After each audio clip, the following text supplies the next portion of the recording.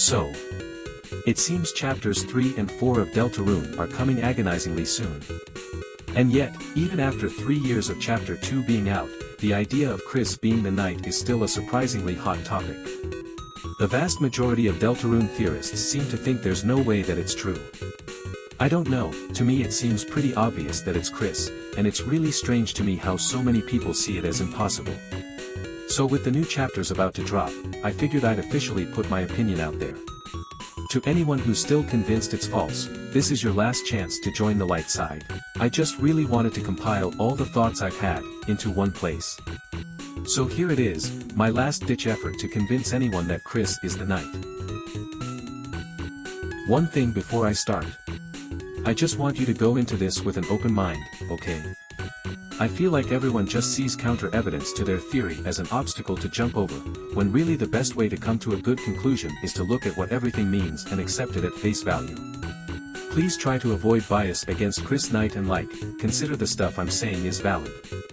Even if you go through this with your opinion in mind, I would still just appreciate it if you would be willing to let it change. I'm trying to convince you if you disagree with me, so it would make it a lot easier if you were open to having your opinion swayed, and not just make everything I say bounce off of you. Alright then. First of all, I just want to get this out of the way.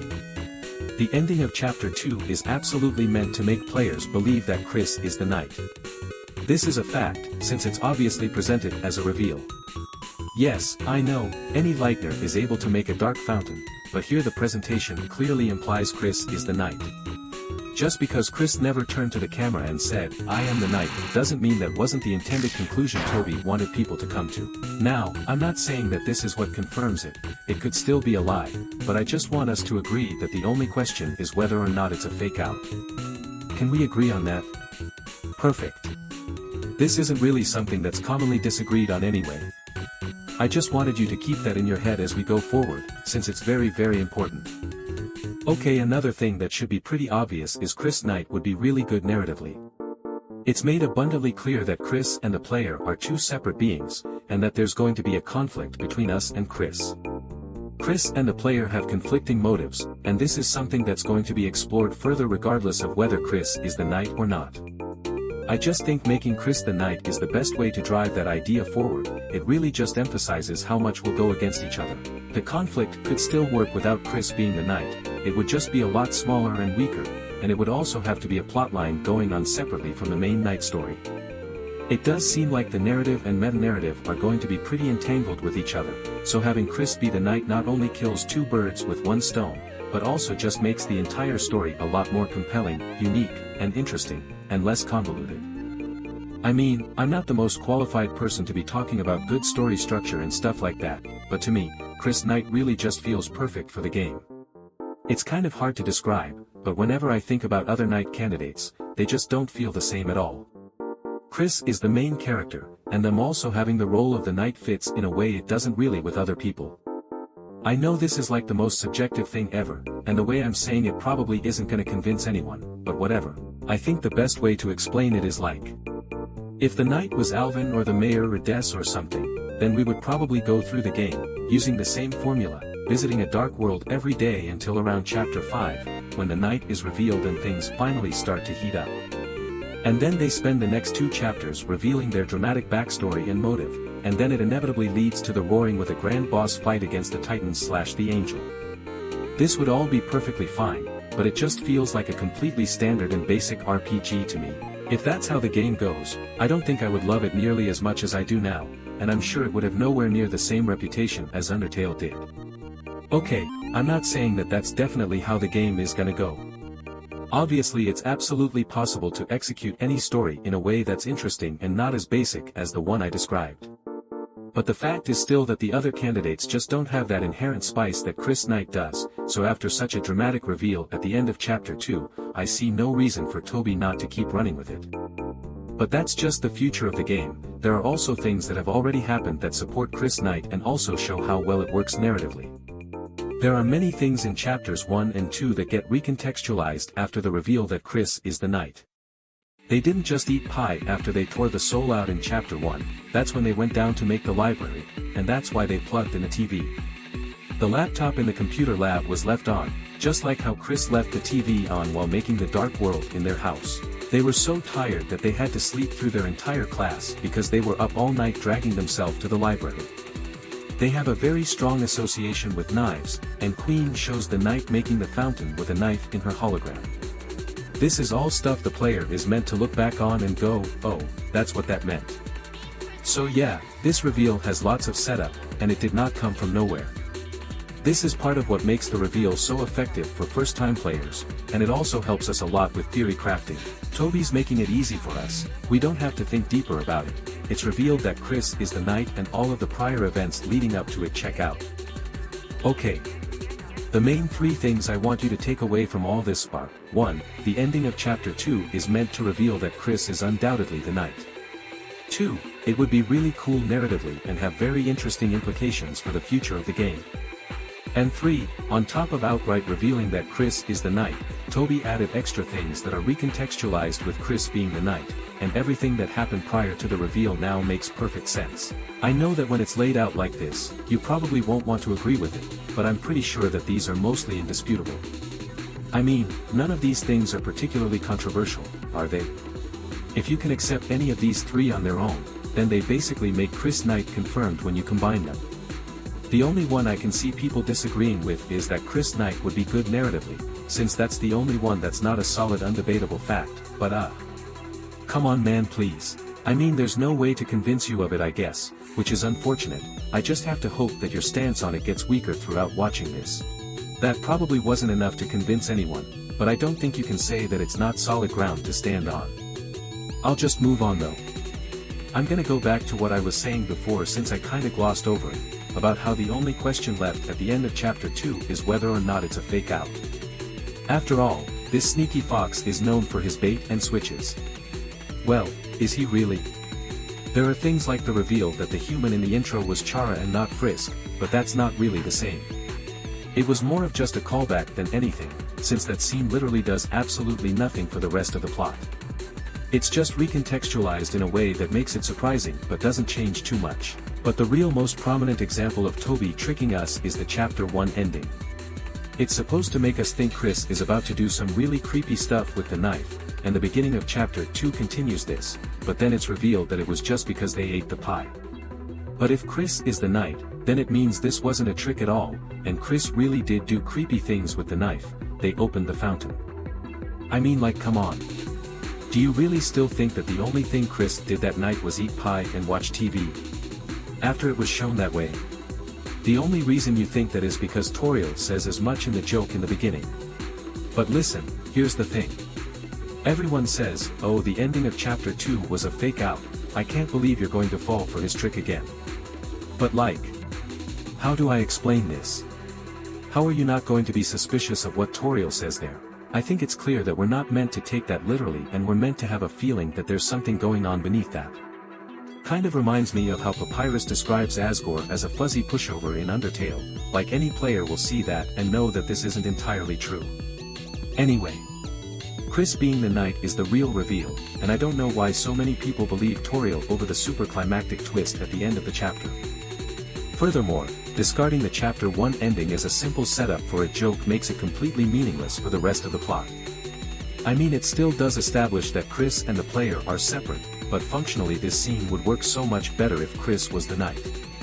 The bottom line is, that scene is not a fake out or just a joke, and if you think it is, then you're falling for tricks that are only meant to work on new players. You're supposed to understand what really happened after you played the game, those moments are supposed to be recontextualized. Please. Come on. Okay. This should go without saying, but I'll say it anyway. The Knight is not supposed to be a whodunit murder mystery. I've seen this said so many times it doesn't even feel like a hot take at all anymore, but anyone who doesn't think Kris is the Knight really needs this drilled into their brain. The Knight hasn't been set up this way at all really, no one ever says, we need to find out who the Knight is, it could be anyone. All anyone ever says about the Knight is that they open dark fountains. The identity of this person was never a main point of conflict or mystery, nor did it play a role in how important the Knight as a character has been this far. I'm gonna go ahead and compare this to Undertale again if you don't mind. It's kinda like how Asgore was foreshadowed throughout the game. Like, each chapter boss mentions the big main antagonist, the one you're going to meet at the end of the game. But then, at the end of chapter 2, it's revealed that the knight was actually someone who we knew all along. Anyway, when thinking about this you have to ask, what is the purpose of having a fake out? Even if Kris was never the knight, why would Toby want us to think they were? What does he gain from leading us on? Also, how long does he intend to keep this act up? Would it be anticlimactically disconfirmed in the beginning of chapter 3, or would he wait all the way until the real knight reveal? This might just be me being dumb, but I really can't figure out for the life of me why this kind of thing is necessary unless it's just for a misdirect. But I don't think that's the kind of game Deltarune is. If the main point is really about the plot and characters, then why have it? Tricking your audience just for the sake of tricking your audience seems like a weird move, and basing your theory off the idea that Toby would do something like this is a great way to make your theory unproductive. Okay, but, is it a red herring? I've already talked about why Kris Knight probably isn't a fake out, but the sad reality is that a red herring is different enough that I have to take even more time explaining it. But yeah, as I already said, this isn't a murder mystery, so red herrings are completely unnecessary here. All they would do in a story like this is muddle the plot and get in the way of the serious story beats. You can't just say that all of the evidence pointing towards Kris Knight is just a red herring. You can't say that Toby handing us the answer on a silver platter is just a red herring. Especially when there's literally no reason to believe it would be. If Kris Knight is just a red herring, then that means literally every piece of evidence for it just means absolutely nothing. I'm not exaggerating. It would mean nothing if Kris wasn't the knight. The ending of chapter 1, all of Kris's creepy and weird tendencies, their association with knives, and so on. All of this thrown out the window because the narrative doesn't care about it. It was just for a red herring. And the real kicker is, the only reason people even believe it's a red herring is because of the tiniest things. Like, them telling Undyne that dark worlds are dangerous. Or this one Spamton line. Or misinterpretations of King's dialogue. Come on. How does that render everything else meaningless? Yeah, I doubt that Toby sprinkled in those minuscule pieces of evidence against Kris Knight completely on purpose. Okay fine, let's talk about Kris's motive. Sigh, I don't know. But that doesn't matter, because I'm not supposed to know. The point is Kris's motive isn't supposed to be clear right now. The main mystery isn't who is the knight, it's what in the world is going on with Kris. This is the main mystery that the game is going to explore. Naturally, this won't leave us with the clearest idea only 2 chapters in. But Kris not having a clear motive right now doesn't hurt the idea in the slightest. This is something you need to understand, because it makes any questions or uncertainties about Kris Knight meaningless. It's supposed to be unclear, it's supposed to be confusing, that's why the game is gonna get a lot more complicated. Now the fun part is, this was the weakest link in Kris Knight. Kris's motive is the only point that we don't have 100% confirmation of, but it turns out that's actually completely fine. Everything about Kris Knight is supposed to be confusing. Of course there are going to be things in the game that we don't currently have an explanation for. Like why Kris told Undyne about the Dark Worlds, and then proceeded to make a Dark World anyway. Or Spamton knowing some things about the Knight, but not knowing that it's Kris. These are things that appear to weaken Kris Knight, but the thing is, you not knowing the explanation, doesn't mean that there isn't any explanation. Look at this inconsistency, that means Kris isn't the knight. No, you're thinking about it backwards. This is basically building off of nothing. The end of chapter 2 is a strong foundation for Kris Knight, so it overrides those inconsistencies. Instead, you should be saying, look at this inconsistency, what's an explanation for it that works with Kris Knight? I think this will inform our decisions about predictions for the future a lot more. This is all very easy to interpret as blatant bias toward Kris Knight, but again, the end of chapter 2 is a really solid foundation, which should automatically shift your thought process in its favor. But honestly, I think just knowing that Kris has a motive is enough. I mean, we literally see them open a dark fountain, so they must have a reason for that. And they do it despite the risk of the roaring, and everything that happened in the weird route, and all the dangers of the dark world. They have a really strong reason to open one fountain, so why can't they have a reason for opening them all? We know Kris wants to open a dark fountain, and that's more than we have for anyone else. That alone should put Kris at the top spot for knight candidates regardless of anything else, in my opinion, but, whatever. Plus, Kris is kinda the only person where we can even make a guess as to what their motive might be. I mean, there's having a plan to take control from the player, trying to get stronger by going into dark fountains and sealing them, being Gaster pilled and having Gaster tell them to do it, working with Ralsei to make both of them as powerful as possible, fate and the prophecy with the angel's heaven, something involving Des, manipulating Noelle / making her as strong as possible since she's the angel, or all of the above. Take your pick. Or there's also the escapism stuff, so it would be that Kris isn't happy with their life, they feel out of place in hometown so they use the dark worlds as an escape, they miss Azrael, they're trying to form deeper connections with people, they're trying to help others with their character development, etc. But admittedly that stuff doesn't work as well since they still do it after the weird route, oh well. Honestly, I don't really have a solid idea for what their motive is, I just know all of the options I just listed would make for a pretty interesting story and don't seem like they're too far-fetched given what we have now. I really think Kris's motive was meant to be the main discussion topic for the community during these years while we wait, and not the identity of the knight. That's why Toby revealed this to us. I mean, it would be a pretty interesting discussion, but sadly if people want to genuinely talk about that, they have to fight for their lives to prove Kris Knight is true in the first place. If Kris really is the knight, then that means we basically wasted this entire time. I mean, some little outlandish theories are fine if it's for the sake of discussion, but all of these other knight theories will have been completely useless if Kris was just the knight. It's pretty sad, honestly.